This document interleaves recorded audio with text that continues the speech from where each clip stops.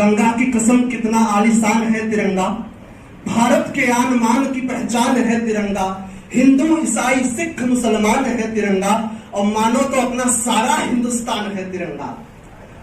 मानो तो अपना सारा हिंदुस्तान है तिरंगा। Welcome back to guys another vlog. तो आज हमारी कॉलेज में हर घर तिरंगा प्रोग्राम रखा है डिपार्टमेंट ऑफ फिजिक्स में। सब फिजिकल सोसाइटी वाले अभी मैनेजमेंट कर रहे हैं, सभी तैयारी हो रही है।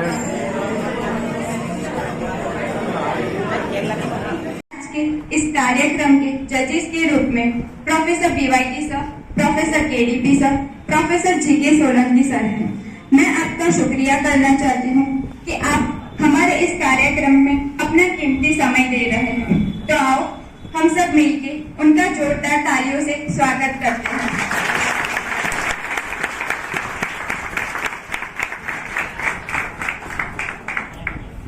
दिन वो फिर आने को है जहाँ तिरंगा खुलकर मुस्कुराएगा।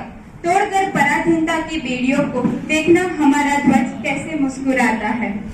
जैसा कि हम सब जानते हैं कि 15 अगस्त का दिन भारत के इतिहास में स्वर्ण अक्षरों से लिखा गया है, और ये सिर्फ एक दिवस ही नहीं बल्कि स्वतंत्र भारत की स्वतंत्रता का प्रतीक है, क्योंकि इसी दिन ही भारत अंग्रेजी हुकूमत से पूरी तरह आजाद हुआ था और पराधीनता की बेड़ियों को तोड़ सोने की चिड़िया कहलाने वाला हमारा भारत फिर खुली हवा में सुकून की सांस लेने लगा था। और आज हमारे लिए सबसे बड़ी खुशी की बात तो ये है कि इस अगस्त हमारे भारत को आजादी मिले 75 वर्ष पूरे हो रहे हैं। इसी वजह से भारत सरकार ने 75वें स्वतंत्रता दिवस को मनाने के लिए आजादी के अमृत महोत्सव की शुरुआत की है। ये महोत्सव हमारे लिए बहुत ही खास है, क्योंकि दिलों में बसा एक सपना था आजादी के मतवालों का। दिलों में बसा एक सपना था आजादी के मतवालों का। जश्न है ये भारत के आजाद 75 सालों का। हमारे इस वर्ष के स्वतंत्रता दिवस को शानदार और यादगार बनाने के लिए भारत सरकार ने हर घर तिरंगा अभियान की भी शुरुआत की है, जिसमें हर एक भारतीय नागरिक को ये मौका मिलेगा कि वो घर घर पे हमारे तिरंगे को लहरा सकेगा। मैं खुद को बहुत खुशनसीब मानती हूँ कि हमें ये मौका मिला है, क्योंकि तिरंगा तो हमारे देश की शान है, हमारे देश की जान है। वो हमें एक दूसरे के साथ जोड़ता है और हमें देश के लिए कुछ न कुछ करने की प्रेरणा देता है। मुझे इस बात का गर्व है कि आज हमारे इस फिजिक्स डिपार्टमेंट में भी आजादी के अमृत महोत्सव के अंतर्गत होने वाले हर घर तिरंगा अभियान में भाग लेने का सौभाग्य मिला है, जहां आज हमारे देश के तिरंगे पर इलोक्यूशन, ऐसे, ड्राइंग और सिंगिंग जैसे कॉम्पिटिशन्स होने वाली है। इस कंपटीशन में जिन्होंने भी पार्टिसिपेट किया है उन सभी को मेरी ओर से ऑल द वेरी बेस्ट। तो फिर अब बिना वक्त गवाए मैं हमारे जजेस की अनुमति से इस कार्यक्रम की शुरुआत करना चाहती हूँ। तो हमारे इस कार्यक्रम की सबसे पहले शुरुआत होगी इलोक्यूशन कंपटीशन से। इलोक्यूशन में मैक्सिमम 5 मिनट होगा आपके पास और मिनिमम 4 मिनट होगा। इलोक्यूशन में जो भी लोग आएंगे वो सबसे पहले अपना नाम और सेमेस्टर बता के ही अपनी शुरुआत करेंगे। Let's invite our first participant for the elocution competition, Urvashi Bharad. પ્રકૃતિનો એક નાનકડો એવો શબ્દ જ છે અને ઇન્ડિયાની મેપમાં દોરાયેલો એક ત્રિકોણાકાર ભાગનો માત્ર એક ટુકડો જ છે। જો એવું જ હોય તો ઇન્ડિયા, ભારત અને હિન્દુસ્તાન આ શબ્દની સાથે જ આપણી કેમ છાતી ગર્વથી ગુંજી ઉઠે છે અને આપણે કહેવા લાગીએ છીએ કે હા, આ ત્રિકોણાકાર ભૂમિ પર મેં જન્મ લીધો છે અને આ ધરતી ઉપર મેં જન્મ લીધો છે। અને આ ભારતીયતા અને ભારતીયતા હોવું એ ખૂબ ઊંડી વાત છે। જ્યારે આપણને મોકો મળ્યો જ છે તો આપણે આ ભારતની ગહેરાઈમાં એક ઊંડી છલક વીંટાવીએ। લહેર લહેરમાં પ્રવાહ વધે છે, લહેર લહેરના પ્રવાહ અલગ છે, પીગળેલો પણ કિનારો અલગ છે, સ્વભાવ અલગ છે, વિચારો અલગ છે, મનુષ્ય મનુષ્યના લલાટો અલગ છે, ગુલગુલ અલગ છે, બહારો અલગ છે, નજર પડે ત્યાં નજારો અલગ છે। આપણો દેશ 15મી ઓગસ્ટ 1947 ના રોજ આઝાદ થયો તે પહેલા જ 22મી જુલાઈ 1947 ના દિવસે આપણા બંધારણ સભાએ આપણા રાષ્ટ્રધ્વજને સ્વસ્વીકૃત જાહેર કરી દીધો હતો. અંગ્રેજોના ઝંડામાં આપણને રાષ્ટ્રધ્વજમાં એક જોમ કહે ને કે આપણને અંદરથી એવી ફિલિંગ હતી કે નહીં ભાઈ આપણું છે. એટલે 1904માં સ્વામી વિવેકાનંદના શિષ્ય ભગીની નિવેદિતા એમને પેલો આપણને રાષ્ટ્રધ્વજ આપ્યો હતો. એનો કલર હતો લાલ અને પીળો અને વચ્ચે વચ્ચે સ્ટાર હતા સફેદ કલરના અને જે બંગાળી ભાષામાં લખવામાં આવતું વંદે માતરમ, જે આગળ પાછળ બની સાઈડ જોઈ શકાય છે. અને એ રાષ્ટ્રધ્વજનો એક જ ઉદ્દેશ હતો કે આપણા સમાજના બધા જે કહે ને વર્ગો હોય કે અંગ્રેજો સામે લડવા માટે કંઈક તો કરવું ને, તો એ રાષ્ટ્રધ્વજ એક જ એવી વસ્તુ હતી કે જે એકબીજાને જોડી રાખતી હતી, કે જે બધાની આપણા ભારત દેશની શક્તિ જે દેખાય એ આપણો રાષ્ટ્રધ્વજ હતો. એ પછી 1906માં સુરેન્દ્રનાથ બેનર્જીએ બંગાળના કલકત્તામાં એક ચોકમાં આપણો સેકન્ડ રાષ્ટ્રધ્વજ ફરકાવવામાં હતો. એ હતો કેસરી, પીળો એન્ડ લીલો.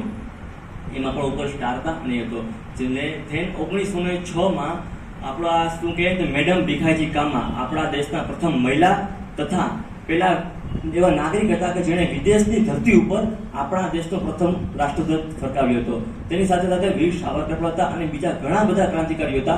કેમ કે આમ જોઈએ તો સંયુક્ત રાષ્ટ્રની સભા ભરાઈ હતી, બધા દેશના રાષ્ટ્રધ્વજ હતા, એક આપણો જ ન હતો. તો ત્યારે મેડમ ભીખાજી કામાએ આપણા દેશનો પ્રથમ રાષ્ટ્રધ્વજ વિદેશની ધરતી ઉપર ફરકાવવામાં આવ્યો હતો. सब शुभ अवसर पे कुछ श्लोक याद आ रहे हैं. हमने 7वीं क्लास में लिखे थे तिरंगे के लिए. हम बोलेंगे, गंगा की कसम कितना आलीशान है तिरंगा, भारत के आन मान की पहचान है तिरंगा, हिंदू ईसाई सिख मुसलमान है तिरंगा, और मानो तो अपना सारा हिंदुस्तान है तिरंगा. मानो तो अपना सारा हिंदुस्तान है तिरंगा. और खाई है गोली सीने पर, खाई है गोली सीने पर, हंसकर सहे है गम, और भारत के तिरंगे को ऊंचा करेंगे हम. ऐसे अमर शहीदों का बलिदान है तिरंगा, गंगा की कसम कितना आलीशान है तिरंगा. अच्छा, मैं यूपी का रहने वाला हूँ था, और हमारे पुरखे गंगा किनारे बसे ब्राह्मण.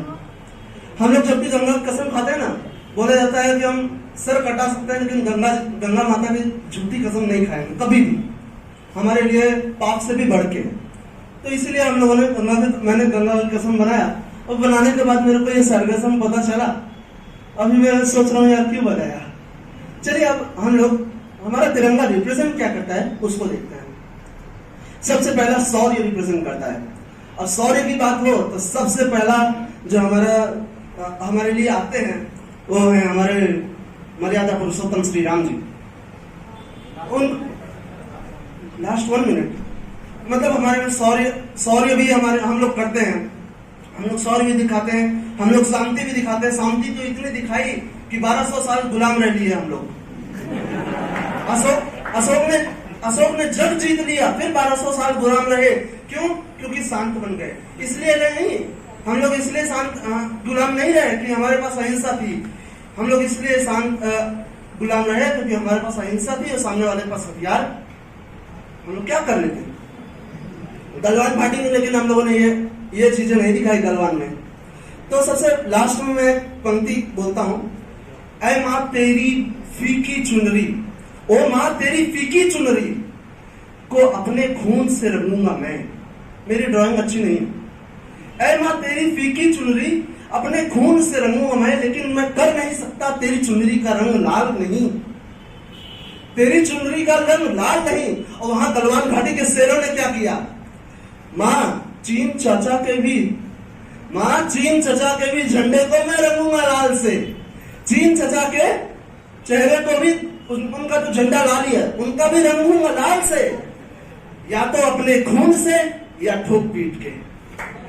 सारे जहां को ये दिखाएंगे, अमृत काल मनाएंगे, घर घर तिरंगा लहराएंगे, घर घर तिरंगा, हर घर तिरंगा, घर घर तिरंगा, प्रति घर तिरंगा.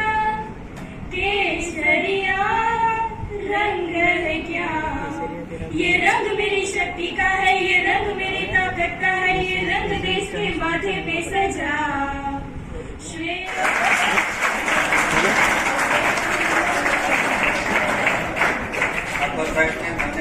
સોલંકી સાહેબને જજનું કામ સોંપ્યું.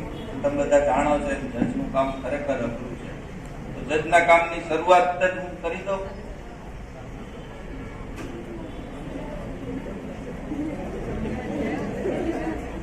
ઈસી વાળા છોકરાઓને ખબર છે ફૂલ સ્ટોપ ગોમાં છે કોઈ ઈસી વાળા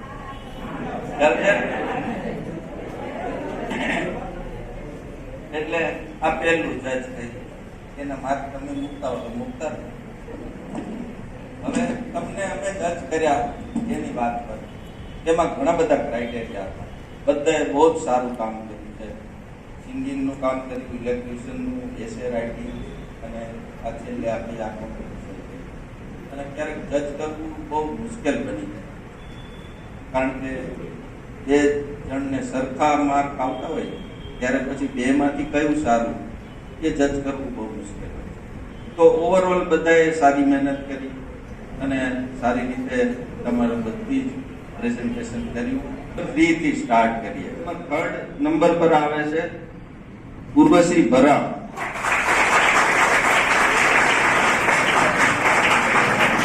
ક્યાં છે ઉર્વશી? છે ઉર્વશી એકલા જ થયો ત્રીજા નંબરે. બોલો કોણ હશે? રાઠોડ સરનેમ છે અને તિલક જ લગાવીને આવ્યો.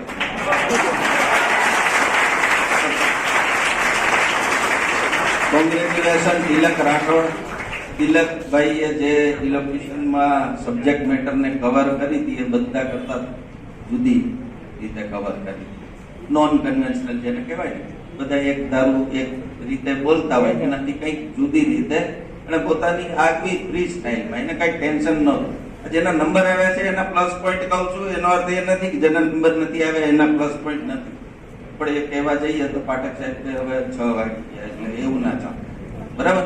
તો તિલક ખૂબ ખૂબ અભિનંદન. તે જુદી રીતે વાતને મૂકી અને લગભગ તિલક જ્યાં સુધી બોલતો હતો ત્યાં સુધી બધા એટેન્ટિવ એને સાંભળતા હતા એવી મારી ધારણા છે. બરાબર? બીજા બધા પણ સારી રીતે બોલે. તો ફર્સ્ટ નંબર છે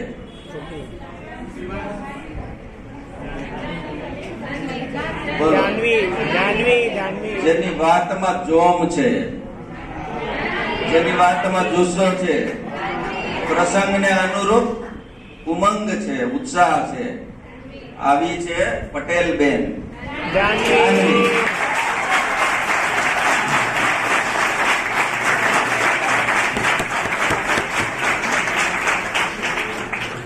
तो आज का ब्लॉग यहीं पे ख़त्म करते हैं. मिलते हैं नेक्स्ट ब्लॉग में. तब तक के लिए जय हिंद.